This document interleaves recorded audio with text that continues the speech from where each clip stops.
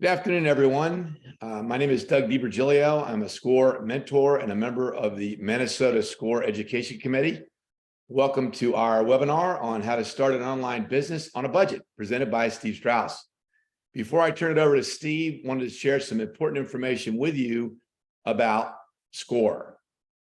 SCORE is a nationwide organization that is an independent resource partner of the United States Small Business Administration. And we provide America's small business with free, confidential business mentoring, both in person and online, and a host of other services that you can access via our website, which I'll get to in a minute.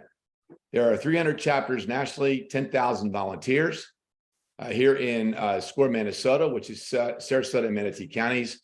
We have 90 very talented, diverse mentors with a variety of business backgrounds available to you. So I highly recommend you seek out a mentor if you don't have one.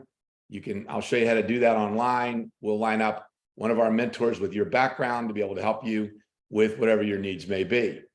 Our chapter has recently been recognized as District Chapter of the Year.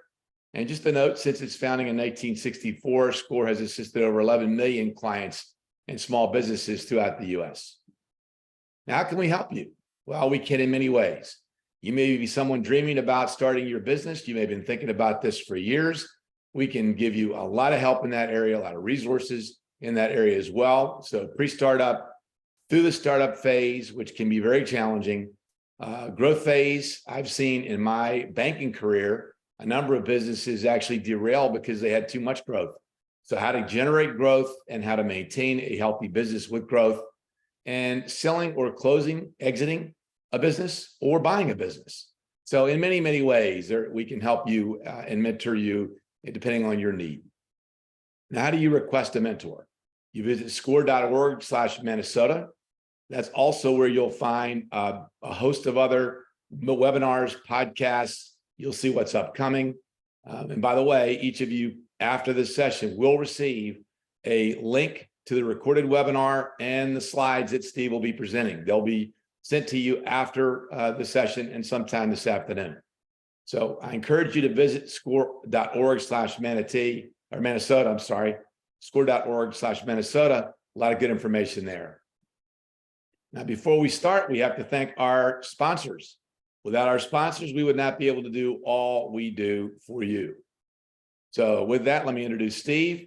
I think many of you probably already have heard of him or know him. Steve Strauss, recently named by SCORE as the country's leading champion of small business. Steve is an in-demand speaker, author, and USA Today's senior business columnist. An attorney and entrepreneur as well, Steve has had his books translated into 8 languages, and his small business Bible has become beloved by many an entrepreneur. His latest book is Your Small Business Boom. With that, I'm going to turn the screen over to Steve and let him take over. Thank you, Doug. And hey, everybody, great to be here and great to be here with my friends from SCORE. I love SCORE. You guys do great work, great organization, and I'm happy to be here. And I want to thank all of you for joining us today and joining me today and taking time out of your busy day to hear what I have to say. I think we have some great information for you. So let me share my screen. Oh, Steve, one more thing we should say. We talked about it earlier. If anyone has questions, please type them into the Q&A, not the chat, the Q&A. And then when we're done, when Steve's done, we're going to go through everyone's questions. So we'll hold them till the end, but please type them into Q&A as you have them. Thanks. Right. Just so you guys can prepare, I'll be talking for about 45 minutes or so if I do my job right. And then we can do a good 15, 20 minutes of chat, Q&A, whatever we need afterwards. All right. About an hour or so, a little bit more maybe. All right. Let's share the screen. And there we go. All right. So let's, okay. So this is one of my favorite topics, how to start an online business or side hustle on a budget. It used to be when I did this presentation, it was an online business, but boy, especially during COVID, so many people have begun to do side hustles. And so this, of course, naturally lent itself to even a side hustle. In fact, I'm going to give you guys an amazing, statistic. I just saw a a survey by a company called Pinger, and they went and looked at 1,000 small business people, 1,000 business people, asked how many have a side hustle. Turns out up to 60% of all workers have a side hustle. So that's not just people who have a small business, it's people who are working for somebody else. So what we're going to talk about today is applicable to both. If you want to do this full-time, starting your own online business on a budget, we can do that. And if you want to start slow as a side hustle, we can certainly do that, because that's what so many people do.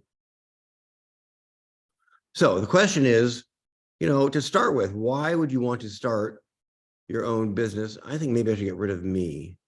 It's getting in the way of my slides. Let's do that. All right.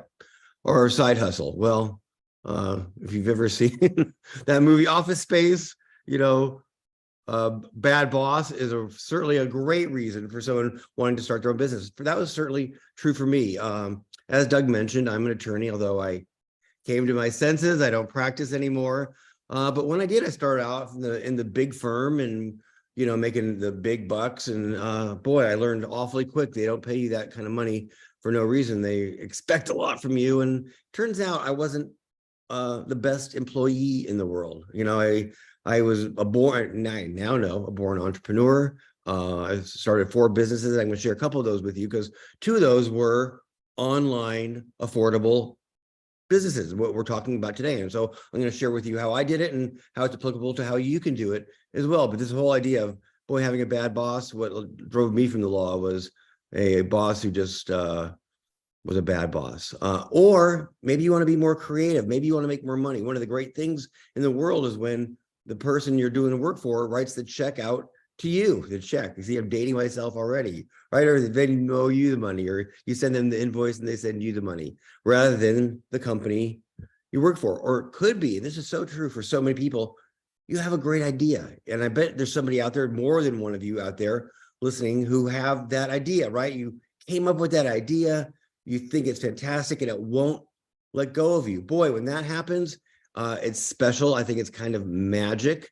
You have to make sure that it's a great idea, and we're going to talk about that in a little bit. But boy, maybe you have a special idea. Sometimes, if you ever watch Shark Tank, right, you see those kind of people all the time. Something caught them, and they were excited about it. And one of the great things about starting a business is you can get excited about something and run with it. Boy, that's the whole idea. It's fun. You can hear it in my voice.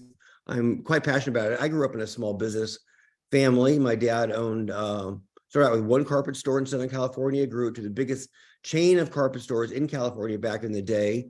And we used to talk about small business around the dinner table. And it could be maybe there's no other option. Maybe, you lost your job. The economy is pretty funny these days. Maybe you were let go. And I got to say that was true for me. I had that last boss I've mentioned twice already, fired me because she said I wasn't a good enough writer. So I did have my first books published a couple of weeks later after that. But anyway, there's all sorts of reasons to start your own business and start your own side hustle. And this idea of a side hustle, I just want to drill down on that a little bit.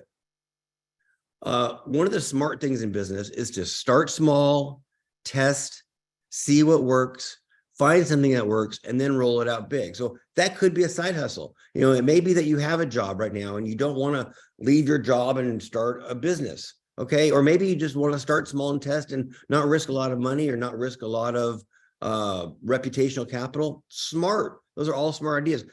You can do that by just starting small, starting with your side hustle. Once you figure out the side hustle, figure out how it works, then you can run it into your main business.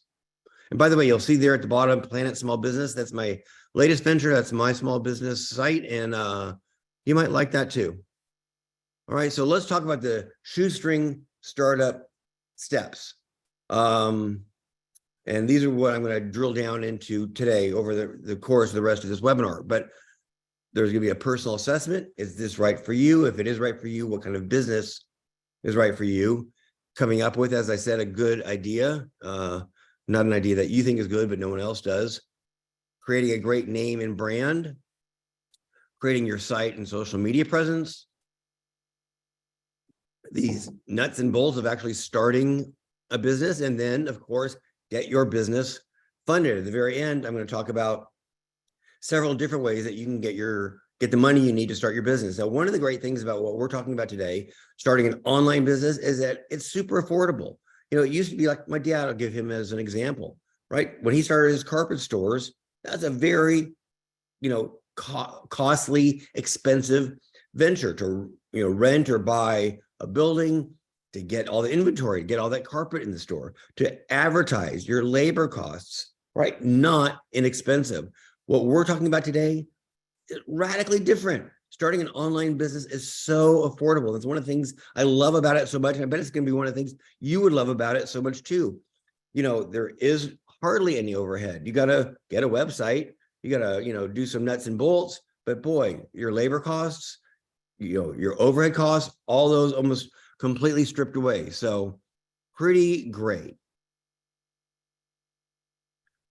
If you're going to start a business this way, there are some online shoestring startup rules that I want you to keep in mind, because it is, while it's less expensive, it is a little harder to do a business this way, right? Not having as much money as you want, not having as much capital as you might need to normally start a business is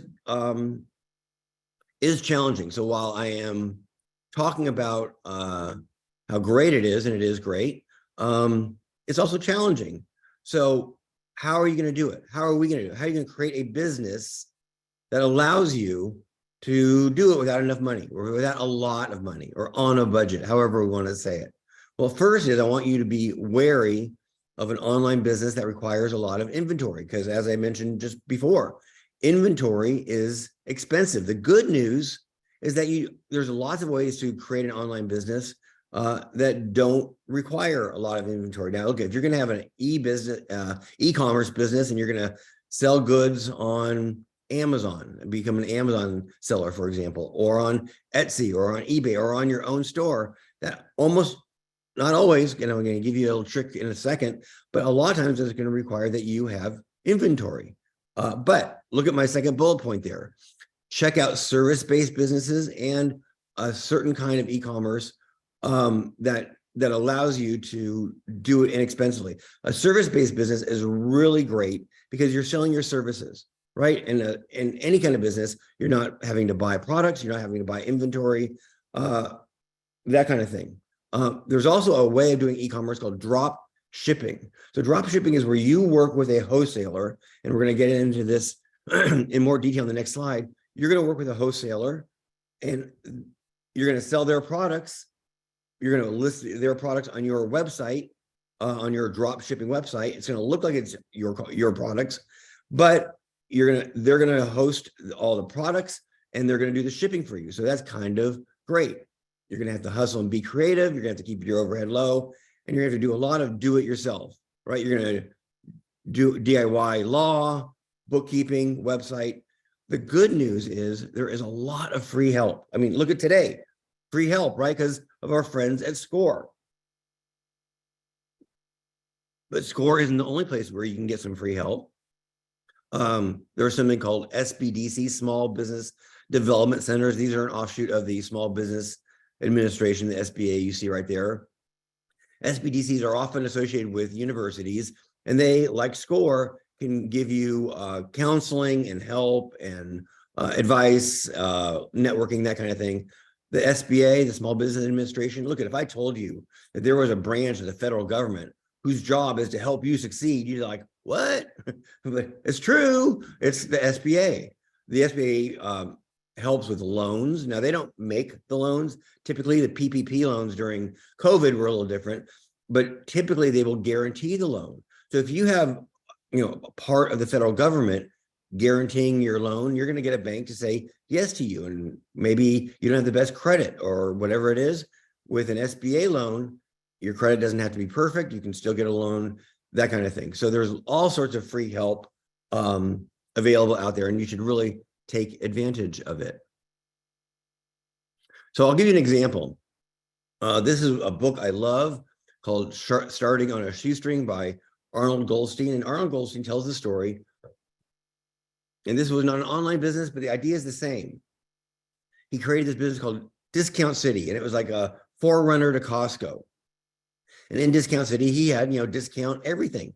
he tells the story of how he got, $250,000 of product in the store for almost free. How did he do it? He did it on consignment. He got all these different wholesalers and distributors to give him products to put on the stores and do it on consignment. So he didn't have to pay for it until he sold it. Once he sold it, then all of a sudden he owed, the consignor some money, but he's able to have this giant store full of product. He did the same thing with his how he designed it and how he laid everything out and his inventory, the whole thing. He did it, and out of his own pocket, I think he said he used $2,700. So if you want to just learn a little bit more about this, there it is, starting on a shoestring. It's shoestring marketing, shoestring ideas, shoestring products. He even got one of his wholesalers to give him some money to get the down payment to rent that discount city. Now, how did that happen? And why did that happen? Because that wholesaler knew that if he helped this guy start his business, and it maybe is $5,000 down, and he signed a note and all those kind of things, well, he's going to have that wholesaler is going to have a new client. So it's being creative, like I said, is what can work. All right. So I started 4 businesses, 2 online, 2 offline, and both of those offline businesses were done exactly what I'm talking about which is without a whole lot of money. So as I said, I started, my first business was a law firm after I was let go from the big firm.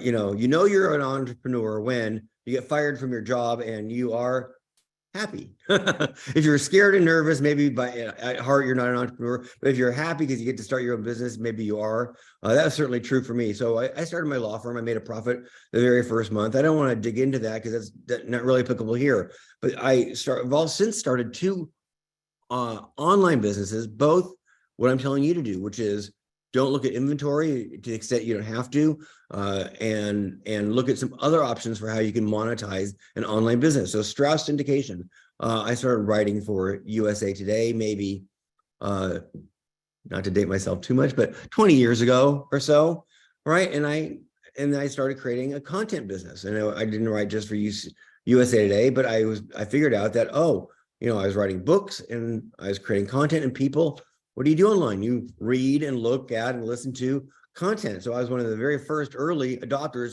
of creating a content business. And so I created content and do create content for large corporations who need content for their small businesses. So Bank of America, I've been writing and creating content for them for, a dozen years, or Staples, or Visa, or some companies in the Silicon Valley. Everyone needed content. I was creating content. I had a big visibility with USA Today, and I created a website where people could go find my content, find me, and hire me. So, and that was called Mr. Allbiz, right? Or look at this site, The Self-Employed. This is a model any of us can use. Look, one of the easiest ways, not easy, but smart and doable ways to start an online business is to get sponsors. Right. And so I had one of these companies that I did some work for came to me and said, "Hey, Steve, we think our next big market is going to be the freelancer, the self-employed, the one-person business. How could we work together?" It was a company called eHealth. And we came up with this idea of creating a one-stop shop big website for the freelancer. So we named it The Self-Employed. And they became my first sponsor. And there was all sorts of other companies who wanted to reach that market. So they became sponsors as well. Like I mentioned, Staples, right? Boy, Staples, who are their customers? A lot of them are small businesses, the solopreneur. Another one was LegalZoom, right? Because boy, I mentioned DIY, entrepreneurs DIY it themselves legally, right? LegalZoom. So I had a couple of sponsors that lent themselves really easily to what I was doing, and they paid me money to create this website. So it didn't cost me money to create this website, but they paid me money. So maybe think about what you want to do. Maybe you want to create some kind of big informational website. And if you, in your area of expertise, maybe you love horses. Let's just say you love horses and you want to create this great big horse website with all the information that you know and you want to share about horses. Well, how many equestrian sponsors could you find? Saddle companies and tack companies and hay and feed companies, right? There's no shortage of people that you might be able to find to help sponsor such a website. So that's kind of how it works. And in fact, that site, The Self-Employed, I was able to sell it for a nice chunk of money a couple of years ago. So not only was I paid money to create this website, so there's about as affordable as it gets, right? But then I made a nice amount when I sold it 10 years later on the back end. So it is possible, and we can all do this kind of thing, right? And that's just one of the kind of websites you could create. I'm going to share a couple more, but an informational website out there, boy, very doable. And you can maybe find some sponsors or do some Google ads or something like that. I know a woman, her name, in no relation to me or anything, her name is Linda Hollander, and she teaches how to get sponsors. She has a site called Sponsorship Concierge, if I'm not mistaken. Yeah, Linda Hollander, Sponsorship Concierge. If you want to learn about how to get sponsors, she's the best. In fact, I took her webinar when I started doing this. Like, how do I get sponsors? How much do I charge them? How do I approach them? Well, she taught me how to do it, and she could teach you how to do it too. There's a nice free plug for Linda. All right, so I said, step one is personal assessment. I want you to think about whether this is right for you, this idea of entrepreneurship and online entrepreneurship.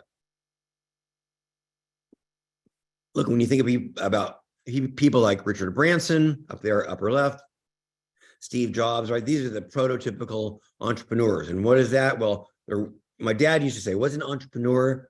It's a person willing to take a risk with money to make money, a person willing to take a risk with money to make money. So does that idea excite you? If it does, then, entrepreneurship is probably in your bones. Are you a shoestring entrepreneur? Meaning that idea that I talked about earlier, which is you got to be more creative. You got to work harder. You have to be hustling, all those kind of things. That's the shoestring entrepreneur. In my handy dandy quiz, I gave it to you already. If the idea of leaving your job with its nice paycheck every 2 weeks and benefits and etc. excites you because you get to start a business, then that for sure means you're an entrepreneur. But we also worked into this whole idea of the side hustle. So you don't even have to be excited about leaving your job, because maybe you're not. Maybe you like that paycheck, and that, who can blame you, right? I gotta say, I don't miss much about working for somebody else. Getting a paycheck every 2 weeks was pretty nice. I gotta say, that was pretty good. But you can start it as a side hustle. So that all works. But I want you to think about whether this idea of doing it on your own and being creative, and it's up to you. You got to come up with the marketing. You got to come up with the idea. You got to, in the beginning, be the shipping and receiving clerk. You got to do it all. You have to wear a lot of hats. If you're willing to do that, then let's move on. As they say, pass go and collect $200. I hope more than that. Couple questions to ask yourself. So first, I want you to notice this book here at the bottom right, Making a Living Without a Job. This is by a woman who recently passed away, Barbara Winter. God bless you, Barbara. This is the book I read when I started my first business, and I thought it was just fantastic. It gave me, the chutzpah and the ability to really do it. And these are some of the questions you want to think about. Are you a self-starter? Can you take a risk? Can you live that regular paycheck without structure? That's not an insignificant part. Boy, when you work for somebody else, your days are fairly structured. When you work for yourself, you have to create that structure. So if you want to learn a little bit more about the idea of the entrepreneurial life and making a living without a job, there you go. In fact, so after, I've never done this before in my life, but after I read that book and Barbara gave me the confidence, is the word I'm looking for, to start my law firm, I wrote her a fan letter. I've never written anyone a fan letter before or since. And she was so lovely about it. And we actually became friends over the years. And if you look at the bottom of that, the last edition of her book, she had asked me to write the foreword for it. So I believe in that book, but even if I hadn't written the foreword, I'd tell you to read that book because I think it's pretty great. It's not even my own book. All right, now coming up with a great idea. This is what I want you to do. So I have a picture here of an alarm clock that looks like a pig. So this is my prototypical advice on what not to do. I once was watching Shark Tank, one of the early days of Shark Tank, and this guy came on with that prototype right there. It was on Shark Tank. And his idea was, boy, he loved waking up in the morning to the smell of bacon. So he was going to create an alarm clock that cooked bacon, 15 minutes before you had to wake up, and all of a sudden the smell of bacon was wafting into your room and waking you up. Well, the sharks didn't like that idea very much. They thought it would be a little dangerous to have this thing cooking without anybody awake, and a little kooky. And but what that was somebody who had an idea. They thought it was a great idea, but maybe no one else did, and no one else did. And so I want to caution you.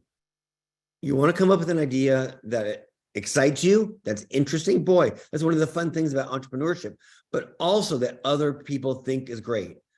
You don't have to invent something new. You can follow what someone else has done. And especially if this is one of your first ventures or your first online venture, don't create something new out of the box. Boy, you can just follow what works. Other people have figured out websites that work, ways to monetize a website, courses that sell, e-commerce sites that work, products that sell. Look at those and let's copy those because we know they work, right? So do some research, make sure there's a market for it, and then think about your skills and narrow your choices and then get some feedback. So you want to come up with a couple good ideas, share it with some people, and then slowly then we can start to roll it out after that. All right, so let's talk about, as I said, the different kind of online side hustles or main businesses you can start. So I've already mentioned e-commerce, but I just want to dig into that a little bit more. If you go to Amazon, right, half of everything sold on Amazon is not sold by Amazon, but it's sold by third-party vendors, by small businesses who've set up an Amazon shop. I recently created a new course because people like this idea that what I'm talking about today. On how to create your own online business on a budget. And in that course, I did an interview with a woman who I met through my USA Today column, who had never done an online business before, but she had this idea. Her family sold loofahs and natural sponges and body products, and she created an online spa on Amazon. So you can buy all these beautiful spa products. She went from $0, 0 clients, to a $3 million a year business in 3 years, right? So I interviewed her, and how did she do it? Theo is her name, right? So Theo's story was great, and she shared with us how you can do it. So boy, Amazon, one of the reasons Amazon is because they actually want to help you as a third-party vendor succeed. They have all these different tools, all these different marketing tricks you can use. So just even becoming an Amazon seller works, or you can do it on your own website, right? We've all been to all those small online websites where people do e-commerce, or you can do Etsy. Maybe you do art or you create jewelry, something like that. Creating an Etsy shop is something you could do as well. I mentioned drop shipping. Drop shipping, again, is this idea where you work with a wholesaler or several wholesalers or distributors. You list their products on your site, on your drop shipping site. It looks like it's your products. When a sale comes in, the sale goes, the notice goes to you and to the drop shipper. The drop shipper, the wholesaler, sends the product out with your label on it. So it looks like you're sending it. So you're just a front for the drop shipper, right? It's nothing illegal. It just is great for you because you don't have to put a whole lot of money up front. You don't have to buy products. They inventory the products for you and they ship the products for you, and then you split the money with them. It's a pretty amazing way to, on a very tight budget, create a beautiful e-commerce business. You can sell goods, as I said, on Amazon, eBay, Etsy, Craigslist, or as I mentioned earlier, what about selling your services? Maybe you're a designer, or you're a writer, or you're a videographer, or a video editor, or whatever your service is. You can sell those on sites like Upwork or Fiverr or Guru.com. You can set up a shop there. And so my site, Planet Small Business, and also my site, The Self-Employed, I need someone to build those sites for me. So I went on Upwork 8 years ago. I found a woman named Abby Woods. To this day, Abby and I still work together. She didn't know that when I met her 8 years ago, she was going to get 8 years of work, but she did. And I didn't know I was going to meet somebody who could help me, create my vision. So, boy, these sites work and they can work for you. You could create a website with advertising, as I did with the self-employed or with Planet Small Business or any site you go to. Advertising is another way to monetize a business. So you create a website, you get some traffic to it, and maybe you put on some Google ads, right? We've all seen those hundreds, thousands of times on little websites. So those are little ads that could go on a website, or big banner ads. Maybe you find some advertisers. And then finally, you could even create a membership site or a course. That's, my affordable online side hustle course. You can do that. There's a site called Thinkific. And if you have skills that you can teach other people, you can go to Thinkific and create your own course. So there's lots of ways to very affordably create all sorts of different kinds of businesses. These are all the different kinds of side hustles you could start and not spend a whole lot of money. A couple more examples. All right. Maybe you're great at social media. Boy, small businesses need you. If you're my millennial daughters help me, right? Because they like, look, I've gotten pretty good at social media now. I got 100,000 followers, but it took me forever to figure it out. It didn't take them forever to figure it out. If you're great at social media, there are small business people who need your help, and you can create an online business just helping other small businesses with their social media. You could be a virtual assistant. You could do online coaching. You see, what I'm trying to show you is there are so many ways that you could monetize your skills and abilities and interests online without spending a whole lot of money. Ooh, wow, that was loud. Last one, I just want to mention mobile notary. So you know what a notary is, right? You're going to sign some legal documents, loan documents, and like that. You're going to need a notary. If you go to the bank, you go to the real estate office, they'll have a notary there. But there are notaries who go to your home and go to different businesses. So I have a friend who created a business as a mobile notary. Is that an online business?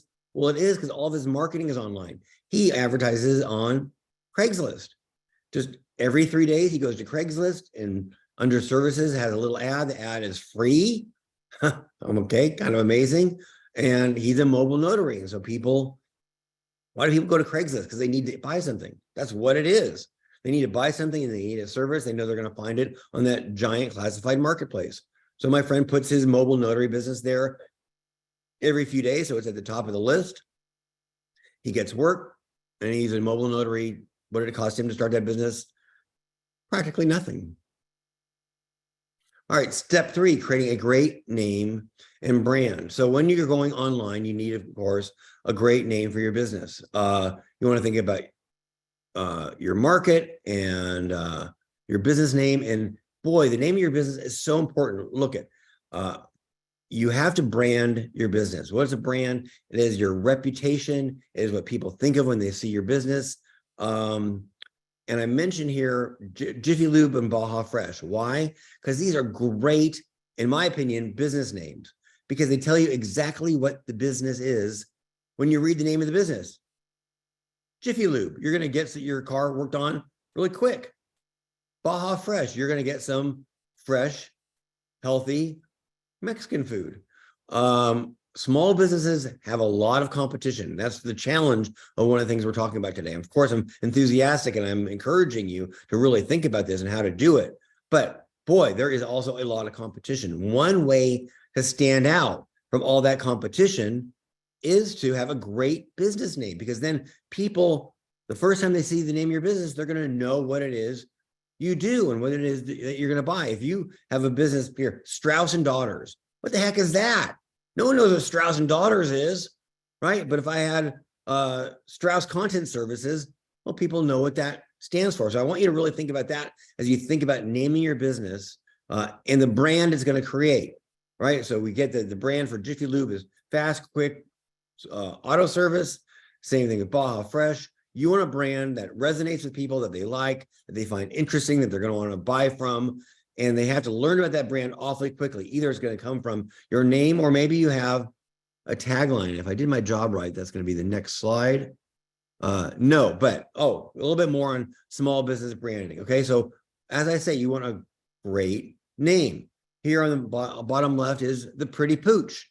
What is that? Clearly, we see what that is. It's dog grooming, right? So you know from the name of the business and this woman's, sweet logo of her washing a dog, what the Pretty Pooch is. So we don't have to figure it out. She didn't name it, clean, whatever. She named it the Pretty Pooch, right? E-commerce fuel. This is a site that helps fuel e-commerce. They give you tools to run your e-commerce business better. I did the same. And look, I practice what I preach. My shoestring startup, right? What is it? It's how to create a business on a shoestring. Right. And so I want you to do that. When you think about what you're going to name your business, two things at play. One is a name for your business that explains to people what the business is so they don't have to guess and they don't have to go to somebody else. And two, your ability, and I haven't mentioned this yet, to get that URL, that website. You're going to need a website related. So I bet you her website is prettypooch.com. If it's not, she made a mistake, right? E-commerce fuel is ecommercefuel.com. It doesn't have to be a .com. There are so many suffixes now, .co and .info and .biz and etc. And then people are used to going to those. It used to be, I would say, you need a .com because people take .com seriously. You don't want .info, you don't want .org because those actually do different things. But you want a business website with a .com, but you want a URL related to that business name so that your business name and your URL should be ideally one in the same. So my site, Planet Small Business, is planetsmallbusiness.com, right? And my social handles are Planet Small Biz. So that's something we have to start to think about. All right, so I don't want to go too much more into branding because we really don't have time. But look, if there ever was a great brand, it is Starbucks, right? Any company that can sell a cup of coffee for $5 and people willingly and happily pay it is doing something right? They got a great brand because what's their brand? They make great coffee. It's a nice place to hang out for a little while. You can go have a meeting in the store or you can go take your laptop and do some work there, something like that. Starbucks spent a lot of time getting you to think those things about its business. So what kind of brand do you want to create? Look at these bullet points. Maybe you want, and what I want you to do is to think about a brand and to think about a business that is unique, different, special, and better, right? Unique, different, special, and better. Maybe you are the friendly online counselor or the inexpensive lawyer. Maybe you're the upscale marketplace. Maybe you're the mobile notary, right? You're the cheap, the cheap organic food site. Could there be such a thing? Well, if you created, there could be such a thing and people will love that, right? It's different. That's unique, different, special, and better. You do that, people are going to remember you. Not only are they going to remember you, but they're going to love what you're doing because you're doing something different that serves a market need. If you can do something different that the market likes, you're going to be well on your way to creating not only an affordable online startup, but a really successful online business. Right? A couple of shoestring entrepreneur branding tips. This is the slide I thought I was mentioning. I said you can brand yourself in a couple of ways. Either you have a great business name that people remember, or you have a tagline that you use again. We all, hopefully some of us, well, not all of us, but some of us remember that Motel 6 ran these ads for years and years that said, we'll leave the light on for you. And how do we all know that tagline? Because we heard it again and again and again. And so the key to the marketing, and we're going to get into this marketing in a second, is you have to be consistent, market your business, and then market your business some more, and then market your business some more, right? So that's what you want to think about. You got to create a brand and a tagline that people can remember. Use it again and again and again in your email, in your marketing, in your social media, that kind of thing. That's going to be what works. Repetition is the key. Repetition is the key. Repetition is the key. So let me ask you a question. What's the key? Right? It's repetition. People have to hear your message again and again and again and again for it to sink in. So as you create this online business with this great name, this great brand, you want to give a great consistent message again and again, and then people will start to remember it. And then when they need what it is you sell, they're going to say, oh, Motel 6, they'll leave the light on for me, or whatever it is, right? Your version of that. Market your business and market it some more and market it some more. Clearly, I think that's important. Look at how do people find you? Starting a business is kind of like being alone in a dark room, right? It's about a new business. You know you are there, but no one else does. How do you turn on the light so people can see you? It's your marketing. That's the only way people are going to find your business is your marketing. And so I'm going to talk about marketing here in a second, very quickly. But I want you to remember this as you start to think about creating your own online business, that you need to put a lot of effort into your marketing, because that's, some people like to read, some people like to watch videos, some people like to listen to podcasts, some people like to, watch TV, whatever it is. To the extent you can do all different kinds of marketing, you're going to get different people to notice your business, and that's how you're going to get different people to become your customers. So how do we do shoestring marketing? Well, there's a couple ways. One, you're going to need a good website. Even if you're doing an Amazon store, you need your own website. And I'll talk here in a second on how to create your own website for either no money or practically no money. All right, you're going to need to have a social media presence. Everything is social media these days, for good or ill. And so as small business people, we need to have a nice, robust social media presence, and maybe even do some social media marketing. E-newsletters, old school these days, is old school considered. I'm a big believer. Boy, if you have a great e-newsletter and you get people to opt in, meaning they give you their email address and they want your e-newsletter, how great is that? All of a sudden they're asking to hear from you. That's kind of unheard of in marketing, where people give you their information and say, please contact me. But that's what an e-newsletter is. So what about pay-per-click, right? That's, pay-per-click advertising. What I love about pay-per-click advertising, when you see one of these little ads and you click on it and then you go to a website, well, you can do the same for you, is you only pay for that person to find you if they click on your ad. So you can put out a bunch of ads, you don't pay for them until someone clicks on it. And the person who clicks on it is a qualified lead because they liked your ad. They thought it was interesting. So you're only even paying for qualified leads when you get a this is called pay-per-click. You can do pay-per-click on Facebook. You've seen Facebook ads, you pay-per-click on Google, of course, lots of places. PR works, right? Getting someone to do a story about your business, that's free advertising and you can stick it on your website. And then there's something called co-op advertising, which I'm unfortunately just don't have time to get into right now. But in my course, I do it, but not here today. Number 4 of 6, creating your site and social. So how are you going to create your website? There's 3 different ways. You could hire a WordPress designer. So WordPress is a content management system and a website system. My site, Planet Small Business, is built on WordPress.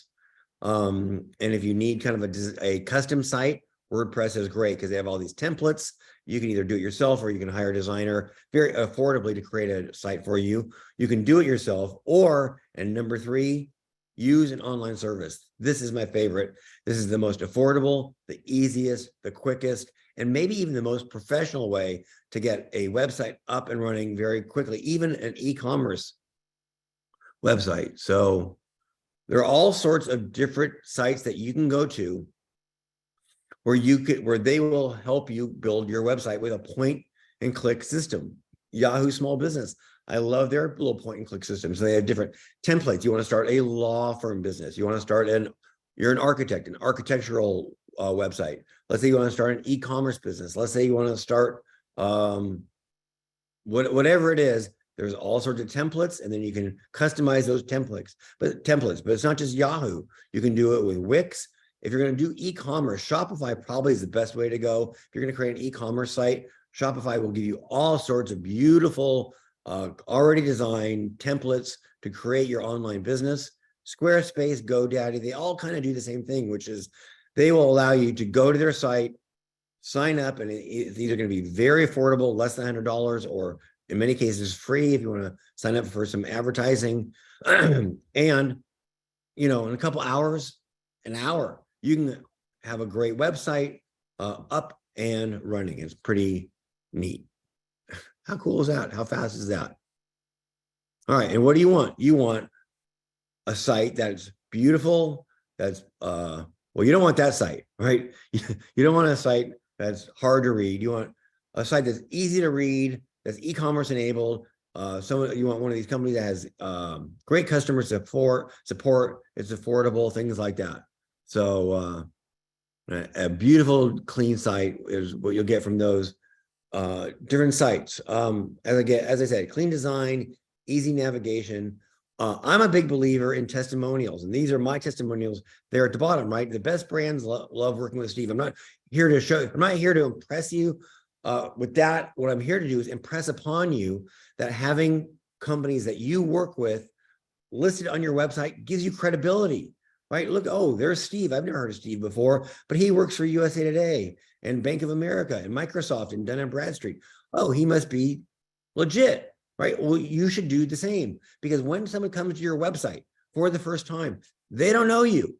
They don't know if you're legit or you're not legit. So if you have different companies that you've worked with or products of theirs that you sell, well, make sure you list those nice big name brands on your site. That will give you legitimacy, and that'll get you at least through the first step, which is someone giving you a second look.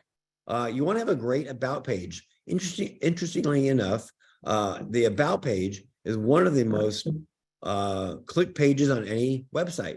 So you want to have a great about page, maybe you have video on your about page, and be obvious on how to contact you. You want to have your URL obvious, you want maybe your phone number, your email address, whatever it is.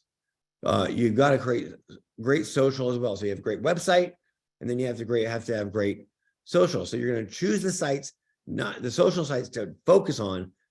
Not that you love the best, but that your customers will love the best. So maybe you have a very visual sort of business, and it lends to itself to a younger demographic. Then Instagram is going to make sense for you. Or maybe you can do some great TikTok videos, and that's your customer base.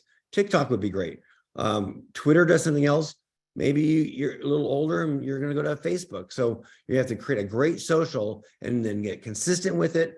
Post great content, share your content, slowly build out what you're doing and who you are, and post shareable on-brand content.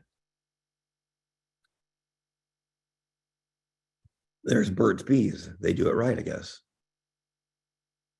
Finally, the nuts and bolts. I'm not going to get too deep here because we don't have time, but it's also fairly simple, especially if you're doing a side hustle. As I said, you got to have a name for your business. You have to get the URL. If you're going to create a really full-time side business, then you have to create a separate legal entity with EIN. So an EIN is an employee identification number. You would get that from the Social Security Administration. It's kind of like your business's Social Security number. It's called an EIN or an employee identification number. If you're incorporating or you're creating an LLC, which I strongly encourage you to do, you're going to have to file documents with your city, your county, your state.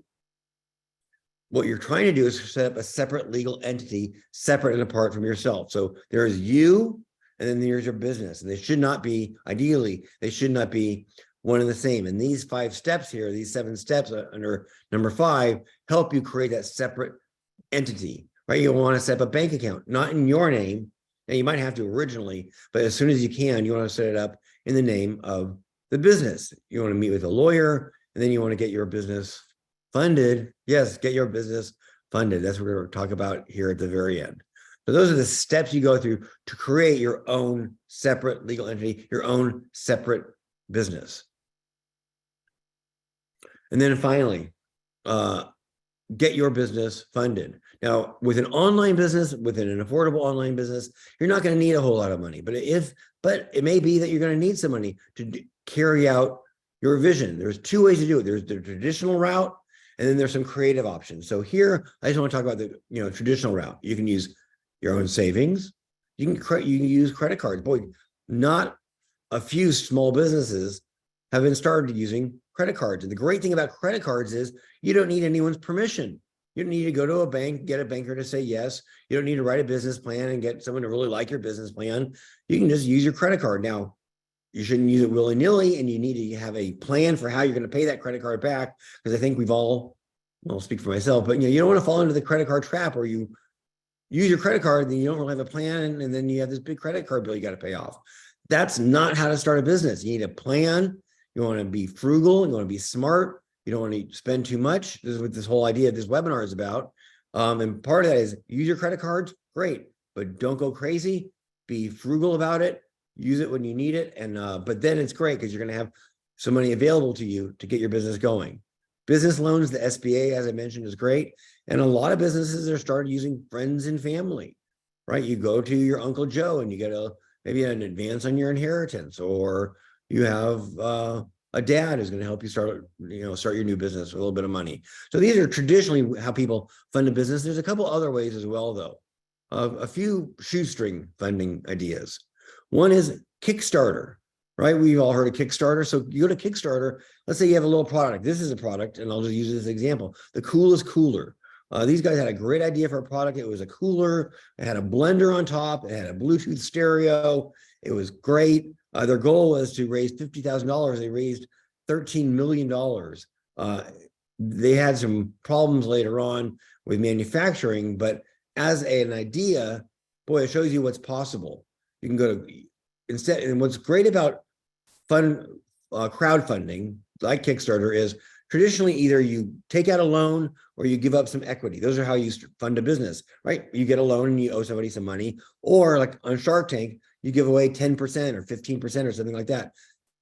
Crowdfunding is different. You're not taking out a loan and you're not giving away equity. People are giving you money and you're giving them a little product or something in return. I have a guy named Jonah Luke, and he wanted to create an album, and he got a bunch of people to market his business. He marketed to a lot of them, and he gave them, kudos on the album cover and things like that. He gave them a little treat. He gave them free songs or behind the scene videos. People invested in him, and he got his album. He got the $10,000 he needed to fund his album. So you know what? Crowdfunding works. So to make it work, you need to have a great idea. You got to tap your network. It's a marketing idea. So you got to market it, create a great video, and then use one of the many different crowdfunding sites that are out there. Kickstarter, Indiegogo, WeFunder, Rocket Hub, Kofolio. There's a lot of them these days. It's not just Kickstarter and Indiegogo. So crowdfunding really can work if you do it right. Another idea, find a partner. Here's Trivial Pursuit. The guys who invented Trivial Pursuit didn't have any money, but they had the idea for this great board game back when it was a board game that people played a lot. They got 72 people to give them $1,000 each. And each person who gave them $1,000 got 1% of the company. No one knew what they were buying for 1%. Little did they know they were buying 1% of Trivial Pursuit. But these guys raised $72,000, which is what they needed to create the board and create the business and create the product and the prototype. They still owned 38%.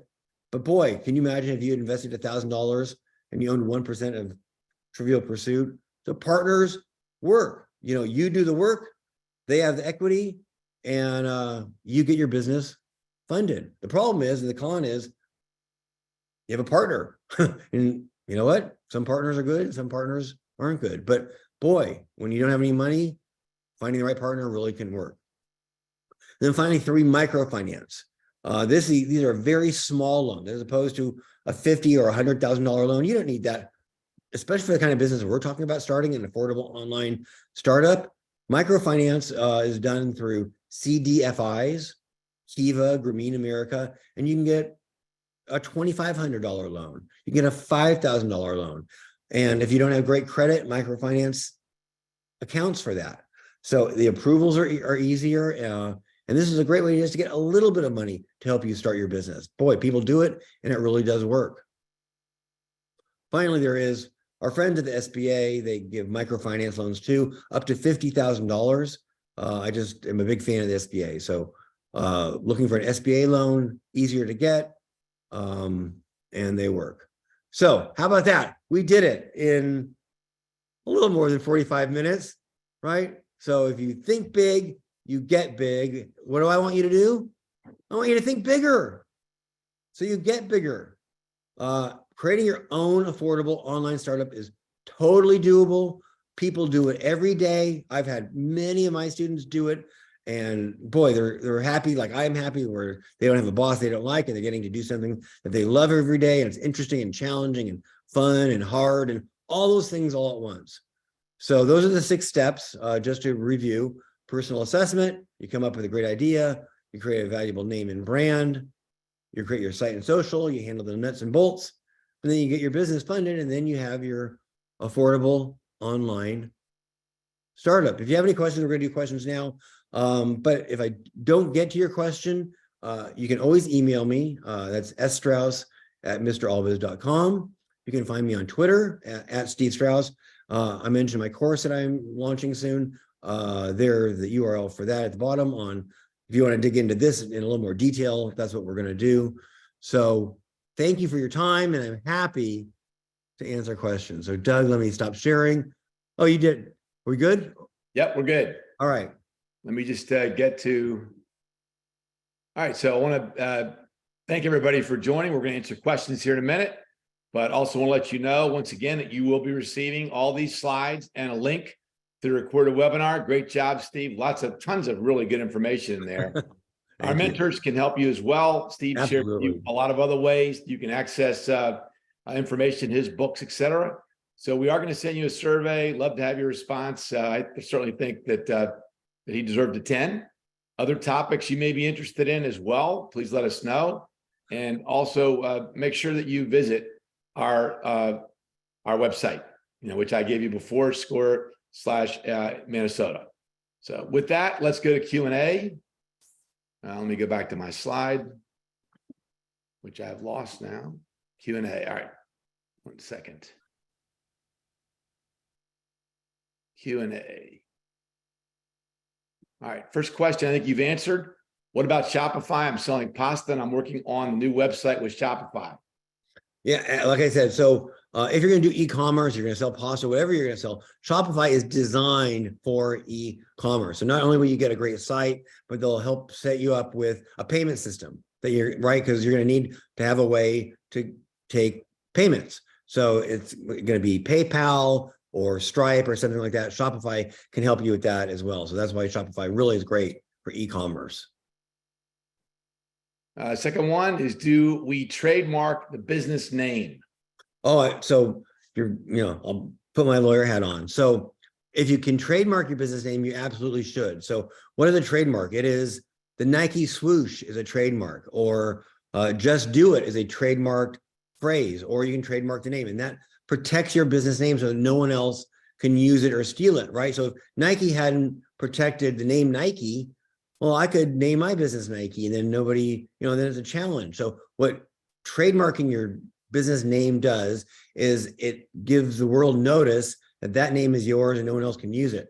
And what's great about a trademark is this is another one of those times when you can do it yourself. So if you go to the United States Patent and Trademark Office, it's uspto.org, uspto.org. You can apply for a trademark there. You can do it on your own. Same thing with copyright.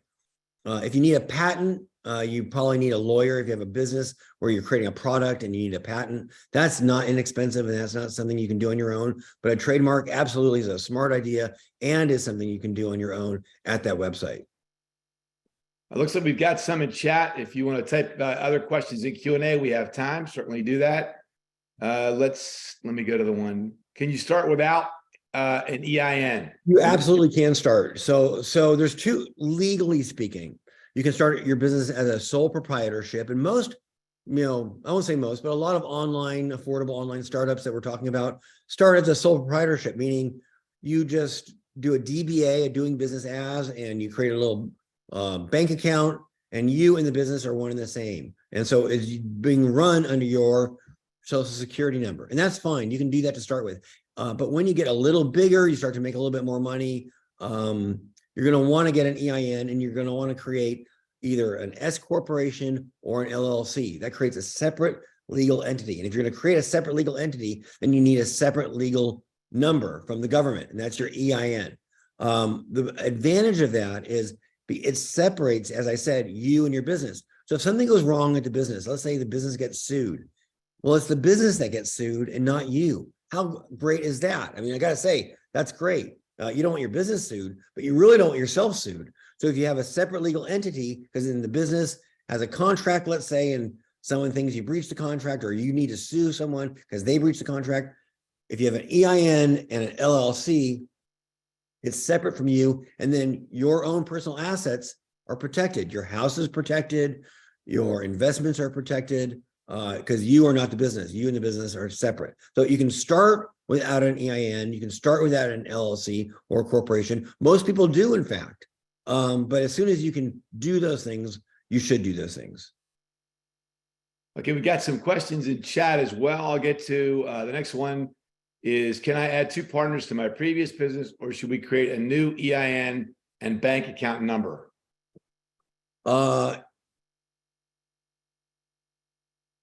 That's the kind of, you might want to talk to a lawyer about that, right? I can't give specific legal advice. It's not legal for me to do. But to the extent that you're starting something new, you probably want to just start something new. And so then you might want to do an EIN, but there's other considerations. There might be tax considerations. Are they giving you money for the business? If there is, then you're going to need a partnership agreement. So those are the kind of things you would want to talk to an attorney about. What's a DUNS number and where do you get it? So a DUNS number is part of Dun and Bradstreet, and it is how you create your own business credit. Like we all know how important our personal credit is, and we want to have a high credit number because then we can get loans and we're a good credit risk and we get lower interest rates and all the advantages of having that. Well, you want your business to have those same advantages. You do that by creating a separate legal entity and then getting a DUNS number. So that's through Dun and Bradstreet, which is the business kind of Equifax tool. So that's how you do that, and that's a good idea. Great question. What kind of insurance should you get for online courses or businesses? You may not need a lot of insurance. So insurance is one of those things where you're sure happy if you have it when you need it, but it's a cost benefit analysis, and you have to think about what kind of insurance do I really need? So most small businesses, if you have a physical business, you're going to use something called CGL insurance, which is comprehensive general liability insurance. You may not need that with an online business, especially if you're doing courses. Maybe you need some professional liability insurance. Not a dumb idea to talk to your insurance agent about. So if you're a professional and you're teaching something where people are learning something and you think that there's some liability risk, then you're going to want some professional insurance, and you might want to talk to an insurance broker or agent about that. Hey, Steve, this one's, I started selling biodegradable products. How would I go about promoting the products at the VA? I'm not sure. That's a good question. Yeah. I'll answer more broadly. So you have to think about when you have a product that you're selling, where do the people who you want to be your customers congregate online? Right. So I'm sure there are plenty of VA websites, right, for veterans. There's certainly no shortage of, and I used to do a lot of work with veterans, so I know this for a fact. There are, of course, a lot of veteran websites, whether it's helping veterans or associations or things like that. So you want to go to those websites where veterans congregate. And then you want to put your business in front of them with advertising, with marketing. I mentioned earlier e-newsletters. Maybe one of those veteran websites has an e-newsletter. I love advertising in e-newsletters. Why? Because it's a very specific audience. So you're selling to veterans and there's a veteran e-newsletter. Well, who's getting that newsletter? Only veterans, only your most desired customer. And it's not going to cost you a lot because there can't be a lot of them. It's not like you're advertising on television where you're trying to get millions of eyeballs to see your business. You're trying to get 1,000 eyeballs to see your business. So that costs a lot less. So finding an e-newsletter for your specific demographic and then advertising in that e-newsletter, an easy way to get a win and get people to find you. My book is the product. Not sure how to sell it. Yeah, my book is my product too. You would go to Amazon, and Amazon has lots of advertising tools, and you need to create some ads that use keywords. So with any of these advertising online that we're talking about, you need to think about the keywords that people are going to type in to their browser that would lead to your product. And you need to have those keywords as part of your advertising. So for me, I'll just use me as an example. My latest book is Your Small Business Boom. It's all about digital marketing, the things we're talking about today: digital marketing, advertising, how to get followers, how to get people to come to your website, things like that. So the keywords I use when I advertise my book are digital marketing, growing your business, how to get followers, things like that. So go to Amazon and use some of their tools and use those keywords that are going to help you to help people search and find your book. And then you have to advertise it. There's no two ways about it. People don't know about your book or your product, whatever your product is, you need to advertise. That's part of your marketing. Advertising is great because you can very specifically target who's going to see that ad, and then they're going to be more likely to buy what it is you're selling. Okay, we've got time for a couple more. Okay. Where can I obtain startup cost analysis for a home health care agency? Facility build out, furnishings, labor, etc. Startup cost analysis. So that I don't know that industry, but all industries have associations, and associations are there to help those members learn things like that. So I bet you there might be an association related to whatever that industry is. And if you contact that, go to that association's website, go to their facts page, FAQ page.